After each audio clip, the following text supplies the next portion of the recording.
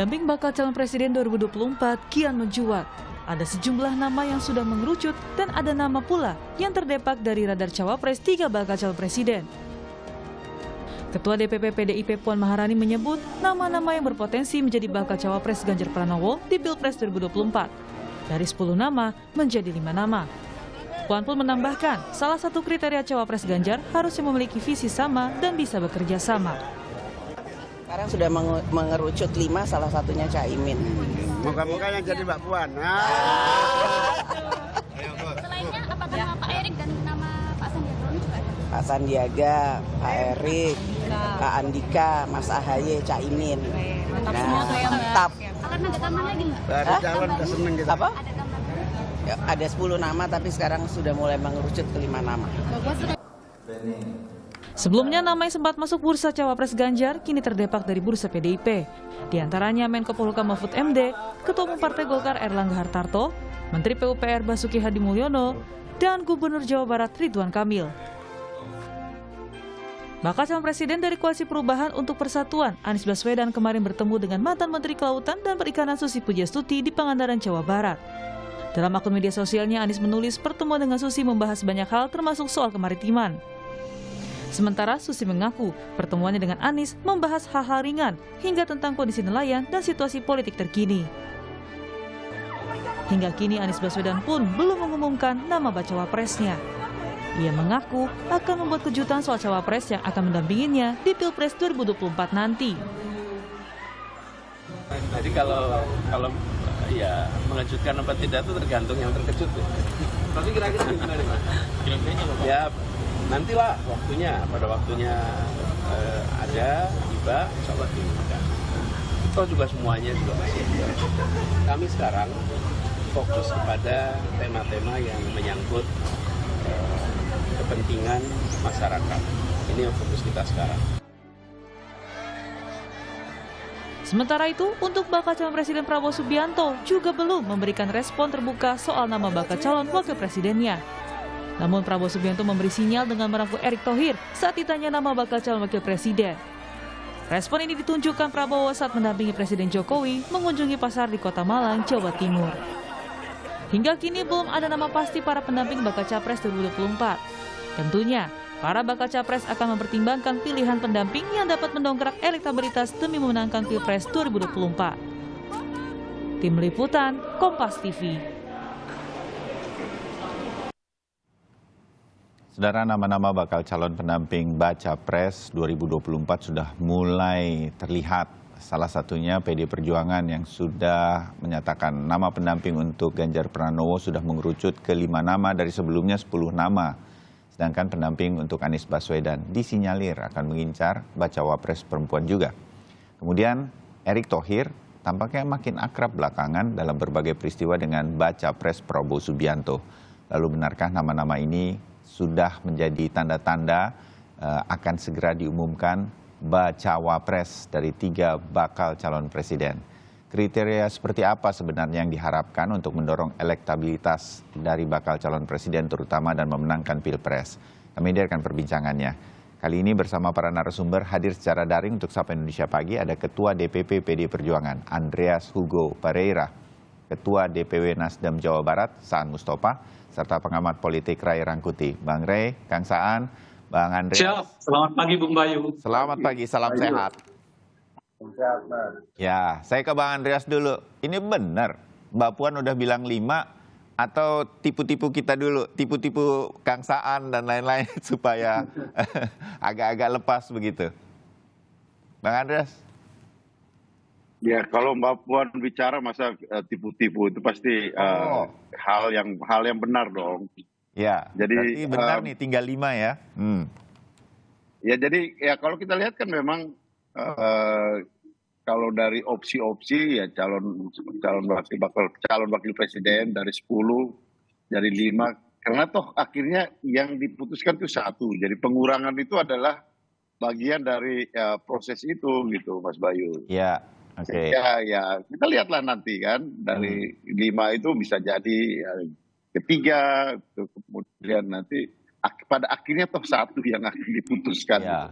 Oke, kalau gitu saya mau minta tanggapan Kang Saan. Kang Saan, Mbak Puan tuh masih nyebut 5 ya, termasuk Mas AHY disebut juga. Kang Saan, ntar direbut loh kalau nggak segera diumumkan. Tanggapan Kang Saan? Yang pertama tadi ya soal cawapresnya Mas Anies.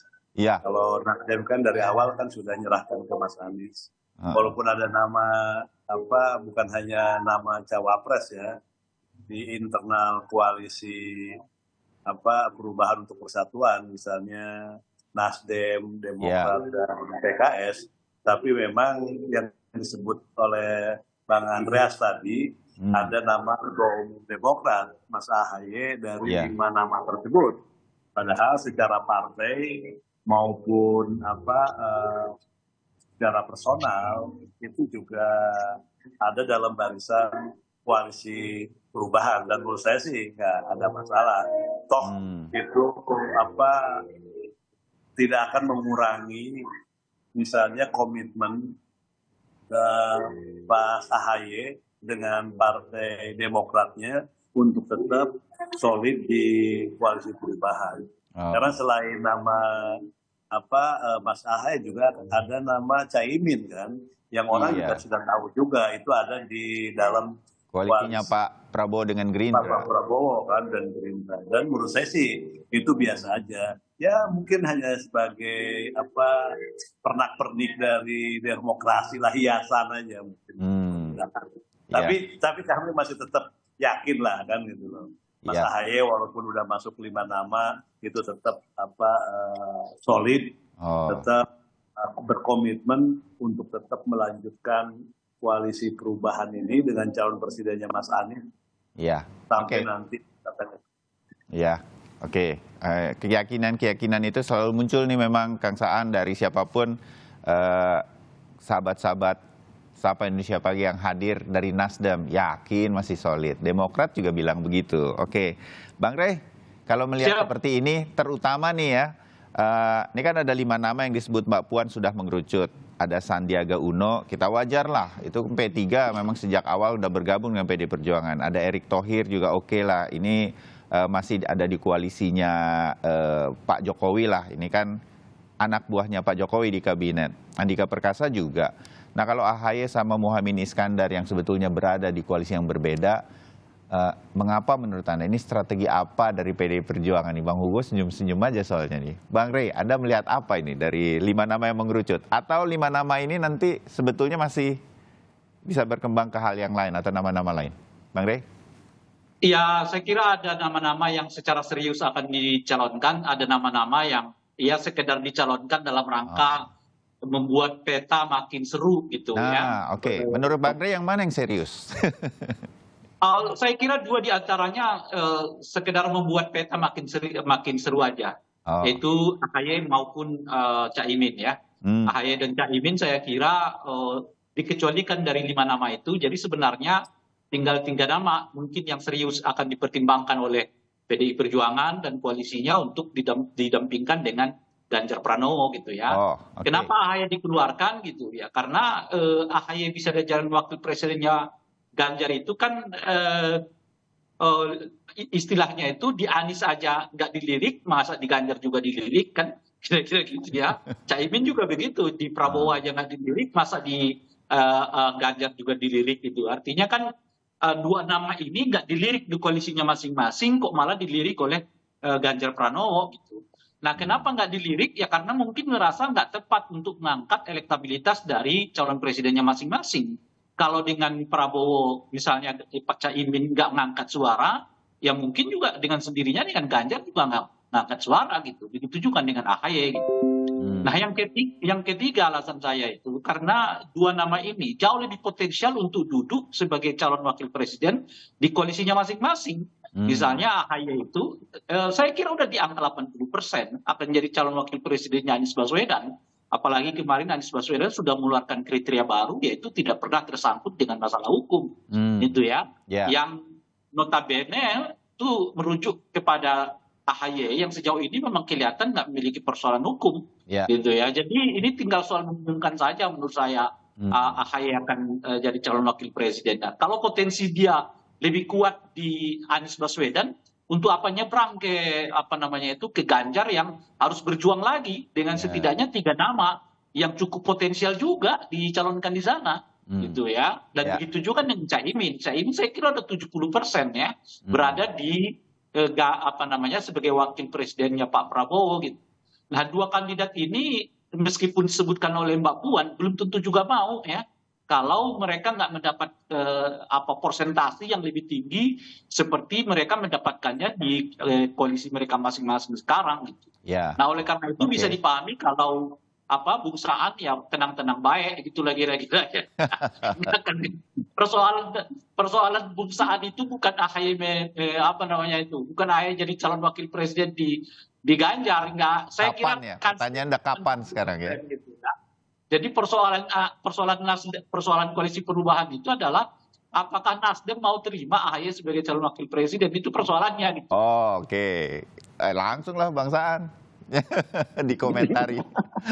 Ya, kalau Nasdem tidak pernah mempersoalkan ya siapa nanti yang akan jadikan calon wakil presiden oleh Mas Anies ya. Karena memang Nasdem sudah menyerahkan sepenuhnya ke Mas Anies terkait dengan soal calon presiden.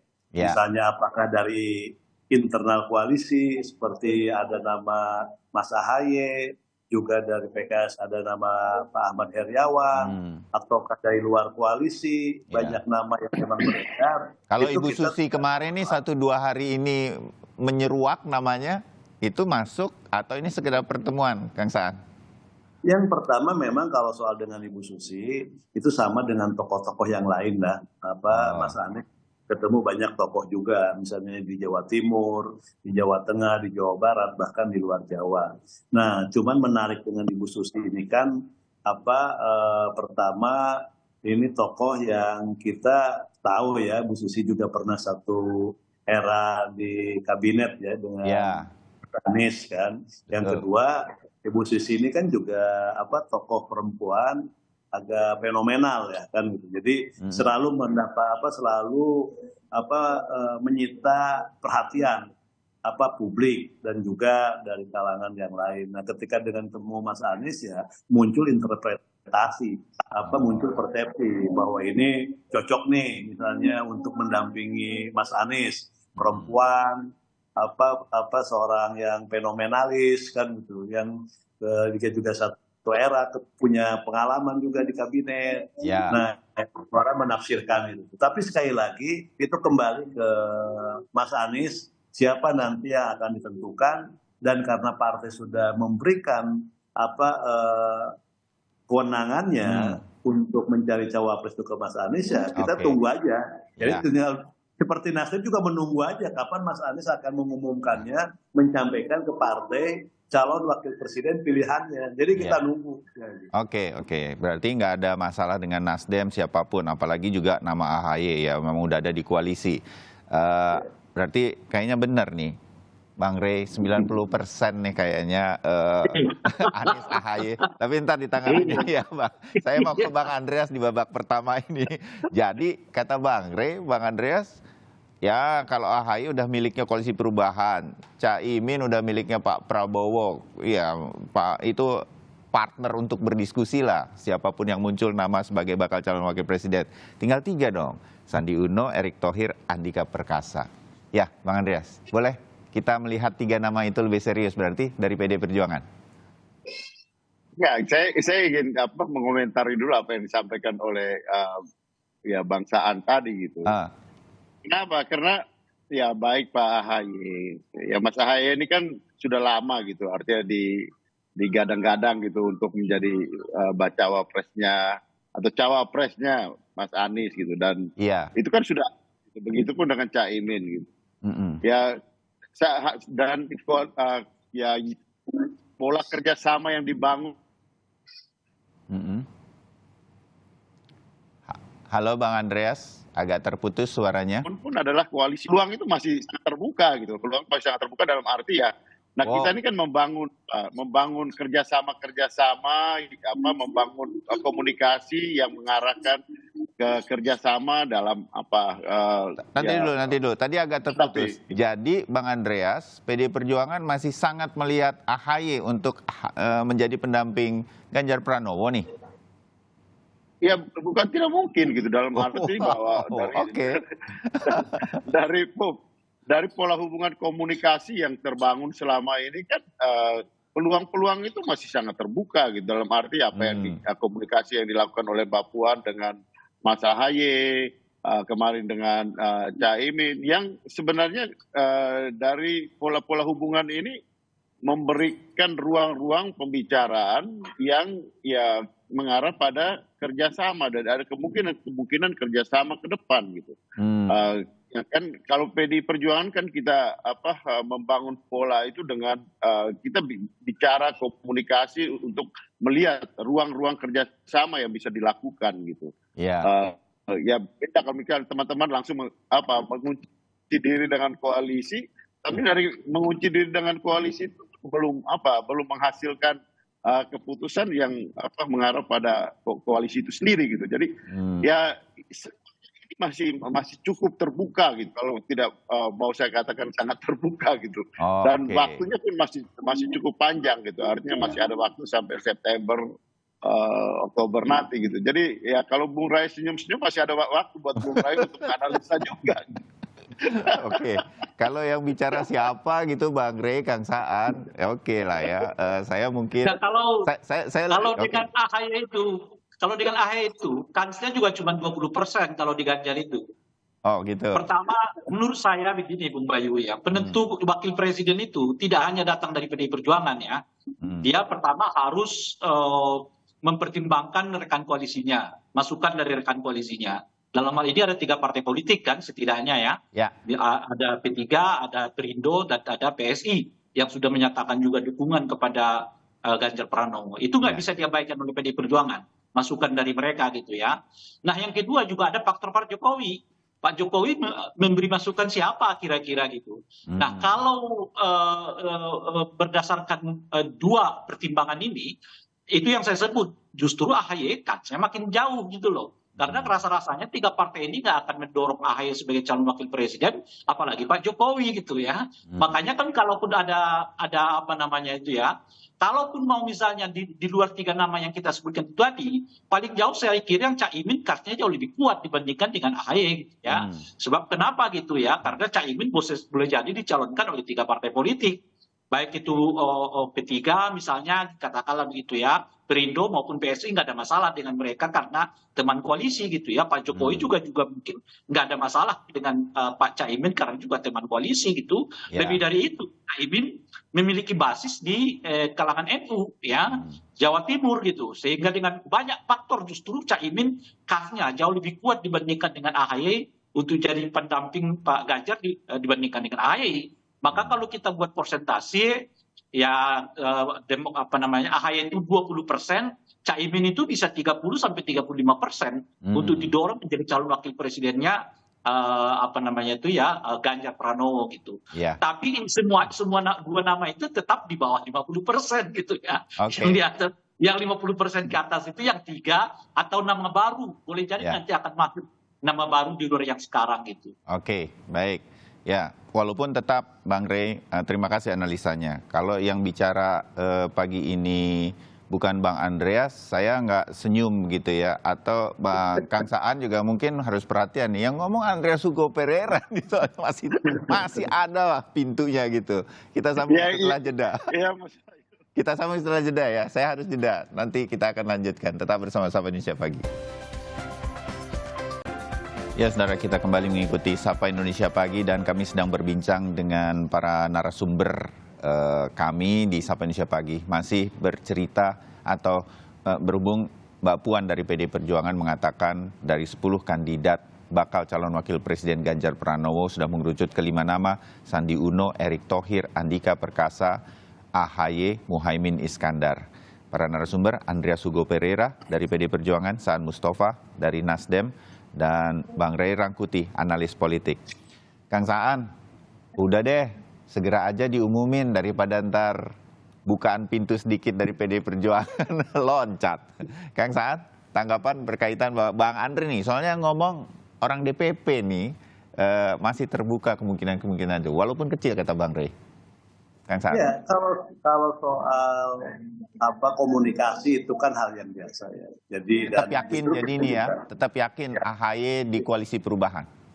Iya, David, termasuk kita mendorong agar seluruh pimpinan partai itu menjelang pemilu itu untuk berkomunikasi, untuk menciptakan suasana kesejukan, kedamaian kan gitu loh. Dalam kontestasi politik ini. Jadi kita ingin pemilu ke depan itu bisa terus-menerus jauh lebih baik dari pemilu ke pemilu. Jadi dampak-dampak negatifnya itu terus-menerus berkurang ya. Yeah.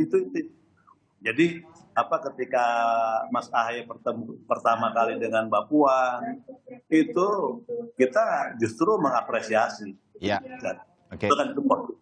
Ya. Tapi kita tetap berkeyakinan bahwa Nasdem, Demokrat, dan PKS dengan Ketua Umum dan seluruh jajarannya itu berkomitmen agar koalisi ini tetap solid, koalisi ini tetap utuh sampai mendaftarkan calon presidennya dan sampai nanti di kontestasi 14 Februari 2024 yang akan datang. Oke, ya. Saya ke Bang Rey. Bang Rey, di waktu yang tersisa sedikit ini, saya lanjutkan saja analisa Anda. Dari 5 nama, kita singkirkan dulu, menurut Anda, Mas AHY sama Caimin. Tinggal Sandi Uno, Erick Thohir, Andika Perkasa. Kalau dari 3 nama ini, menurut Anda, mumpung ada Bang Andreas nanti ditanggapi. Sandi Uno, karena P3. Iya, ada plus minusnya dari 3 nama ini gitu ya. Saya kira juga belum menutup kemungkinan ada nama baru yang bisa masuk ke dalam ruang ini ya. Di luar dari 10 nama yang beredar di PDI Perjuangan. Kenapa? Di luar 10 nama yang selama ini beredar di PDI Perjuangan bisa saja muncul nama baru. Bisa, sangat mungkin bisa jadi. Sebab kelima nama ini menurut saya lebih karena faktor alami ya. Bukan karena pilihan sebenarnya gitu. Faktor alami itu misalnya kita sebut saja Ridwan Kamil. Kan Ridwan Kamil yang memang sejak dari awal mengatakan tidak berminat jadi calon wakil presiden. Baik di koalisi manapun gitu. Nah, itu artinya dikeluarkan kan gitu ya. Pak Mahfud misalnya ya. Pak Mahfud memang dari awal juga saya mengatakan Pak Mahfud ini tokoh viral gitu loh ya. Artinya popularitas beliau itu tergantung pada popularitas gitu. Jadi begitu popularitasnya seminggu 2 minggu naik, elektabilitasnya naik. Tapi begitu nggak ada dilakukan apa-apa, dia dengan sendirinya turun. Nah, jadi cepat sekali zigzagnya gitu.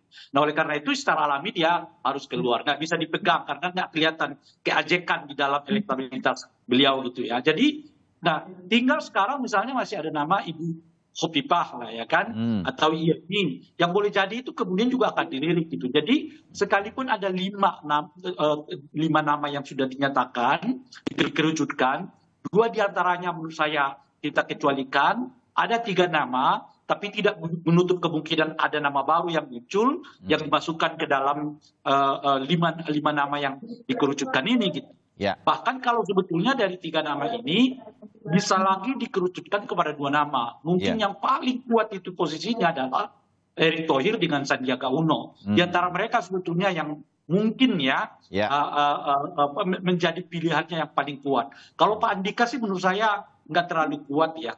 Karena mungkin dimasukkan itu kan buru-buru tiba-tiba dengan elektabilitas masih di bawah 2%. Amat sangat riskan kalau mencalonkan seseorang dengan elektabilitas di bawah 2% itu untuk gabung kepada Ganjar Pranowo yang elektabilitasnya sekarang sangat diharapkan didukung oleh calon wakil presidennya. Sebab kalau ia sendiri sekarang kan head to head dengan Pak Prabowo sudah sama nih. Bedanya cuma di margin error gitu. Oleh karena itu pemilihan wakil presiden itu sangat tepat dan saya kira Pak Andika kalau dimasukkan kepada Pak Ganjar sama sekali tidak menolong elektabilitas Pak Ganjar gitu. Nah Bang Rey, apa yang akan menjadi menurut Anda pertimbangan PDI Perjuangan Ganjar Pranowo ini dipasangkan dengan siapa untuk mendongkrak elektabilitas? Faktor apa yang akan sangat penting nantinya? Saya kan tadi menyebutkan ada 3 varian ya. Varian pertama tentu ada pilihan sendiri dari internal PDI Perjuangan ya. Yang kedua ada varian koalisi, teman-teman koalisi siapa yang mereka dukung gitu ya. Dan yang ketiga ada faktor Pak Jokowi gitu ya. Nah di luar tiga tokoh ini, tiga sektor ini tentu ada elektabilitas. Elektabilitas menurut saya di ketiganya menjadi acuan yang paling utama untuk dipasangkan dengan Ganjar Pranowo. Nah tinggal kita lihat di antara, kalau kita sisir itu tadi dari 5 nama, ada 2 nama. Kalau kita tidak memasukkan nama yang lain lah ya, di luar 2 nama ini, tinggal sekarang antara Sandiaga dengan Erick Thohir yang boleh jadi berlaga menurut saya sampai bulan Oktober nanti. Karena saya kira PDI atau koalisi PDI Perjuangan adalah satu-satunya partai yang paling memungkinkan mengumumkan nama calon wakil presidennya itu di ujung dibandingkan dengan ya koalisi perubahan ataupun koalisi apa namanya itu ya koalisi Pak Prabowo gitu ya. Di koalisi perubahan desakan untuk segera Anies Baswedan mengumumkan itu sudah disampaikan oleh Nasdem, sudah disampaikan oleh apa namanya itu ya Demokrat sendiri gitu ya. Pun juga di koalisinya Pak Prabowo berulang kali PKB mengatakan untuk segera diumumkan siapa pasangan calon wakil presidennya Pak Prabowo. Jadi kalau koalisinya PDI Perjuangan menurut saya adalah koalisi yang paling mungkin mengumumkan calon wakil presiden mereka di ujung. Oleh karena itu masih ada kans pada 2 nama yang kita sebutkan itu mungkin ditambah dengan nama yang lain kalau itu disorongkan untuk diumumkan di ujung dari pendaftaran nanti ke KPU itu. Oke, Bang Andreas, jadi mengerucut kalau dari nama-nama Sandi Uno, saya melihat ini sebagai teman koalisi, Erick Thohir karena ada Jokowi efek. Itu yang paling kuat kata Bang Rey dan akan diumumkan di ujung, ada kemungkinan nama lain. Anda setuju dengan analisa Bang Rey, Bang Andreas? Ya, yang bisa pasti jadi dari anggota penjelasan DPP PD Perjuangan, Bang Rey ini? Halo. Jadi apa yang disampaikan oleh Bung Rey itu kan sebenarnya menjelaskan bahwa ya politik itu tidak linear seperti matematik gitu ya. Jadi kemungkinan itu masih sangat terbuka gitu. Misalnya kalau kita lihat dari elektabilitas kan ada faktor misalnya Pak Ridwan Kamil juga elektabilitas untuk cawapresnya cukup tinggi gitu. Betul. Meskipun namanya tidak ada di dalam putaran yang beredar sekarang ini. Tapi ya kalau ketika misalnya ada yang menyampaikan itu bisa jadi berputar lagi gitu. Jadi memang ya kemungkinan ini masih sangat terbuka gitu dalam arti bahwa ya pembicaraan komunikasi yang dilakukan oleh berbagai pihak ini akan terutama para teman elit-elit politik di sini Mbak Puan di PDI Perjuangan yang menyampaikan ini akan membantu juga mendongkrak elektabilitas dari teman-teman atau dari kandidat-kandidat yang mempunyai potensi gitu. Karena juga misalnya dari teman Golkar juga menyampaikan Pak Ridwan Kamil misalnya jadi salah satu opsi yang cukup memberikan ruang atau memberikan peluang untuk membangun suatu kerjasama politik untuk menghadapi Pilpres 2024 nanti gitu. Jadi Mas Bayu, ini peluang-peluang ini atau ruang-ruang ini masih sangat terbuka, dan PDI Perjuangan memperhatikan dengan serius baik elektabilitas maupun bagaimana hubungan kerjasama yang bisa dibangun untuk membangun suatu pemerintahan yang kuat ke depan. Nah itu yang paling penting. Dan di sini kerjasama antara presiden dan calon dan wakil presiden ke depan yang terpilih itu akan sangat menentukan bagaimana arah Indonesia ke depan. Gitu. Dan itu adalah target utama PDI Perjuangan. Ya, terbayang bagaimana PDI Perjuangan kata Bang Rey santai-santai dia karena memang bisa paling lama di ujung mungkin.